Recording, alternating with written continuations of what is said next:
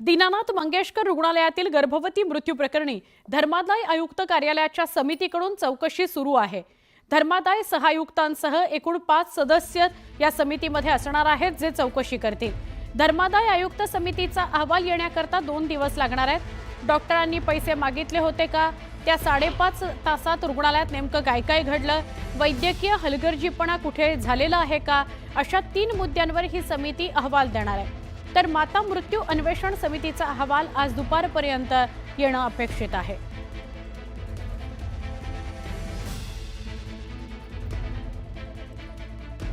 आमचे प्रतिनिधी वैभव सोनवणे यांच्याशी बोलूया। वैभव, या सगळ्या प्रकरणामध्ये काय अपडेट?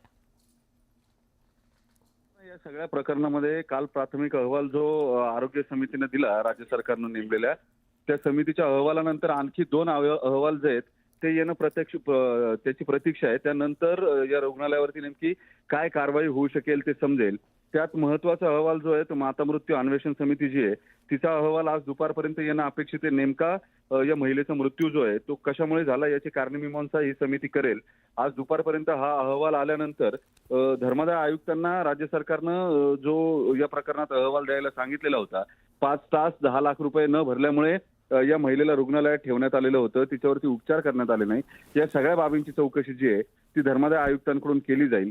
मात्र आता या प्रकरणामध्ये जी माहिती समोर येते, दोन्ही कायदे जे आहेत, बॉम्बे नर्सिंग ऍक्ट असेल किंवा धर्मादाय आयुक्तांकडे नोंदणी असलेली रुग्णालय असतील, या सगळ्यांकडून हॉस्पिटलला अगदी दोषी जरी धरण्यात आलं तरी पण या कायद्यामध्येच कारवाईची तरतूद जी आहे ती अत्यंत कमी आहे।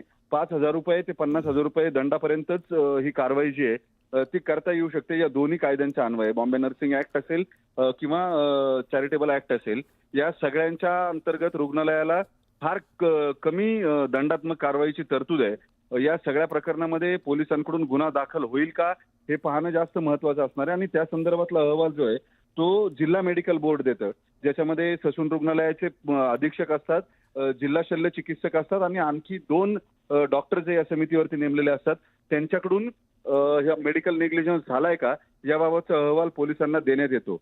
या सगळ्या संदर्भामध्ये जेव्हा चौकशी करण्यात येते त्यात जो मेडिकल प्रॅक्टिशनर ऍक्ट आहे त्यानुसार सुद्धा या प्रकरणात काय गुन्हा दाखल करता येईल याची चाचपणी पोलिसांकडून सुरू आहे। मात्र त्यांच्याही हाती फारसं काही लागेल असं दिसत नाही, त्यामुळे रुग्णालयावर खरंच कारवाई होणार का, ती कारवाई कडक होणार का, असे अनेक प्रश्न अजूनही अनुत्तरित आहेत। नक्की, धन्यवाद आपण माहिती दिलीत त्याबद्दल।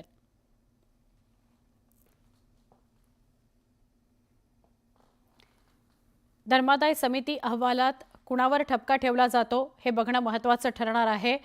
2 अहवाल प्रतीक्षेत आहेत, एक अहवाल 2 दिवसांनी येणार आहे आणि एक अहवाल आज दुपारनंतर येईल।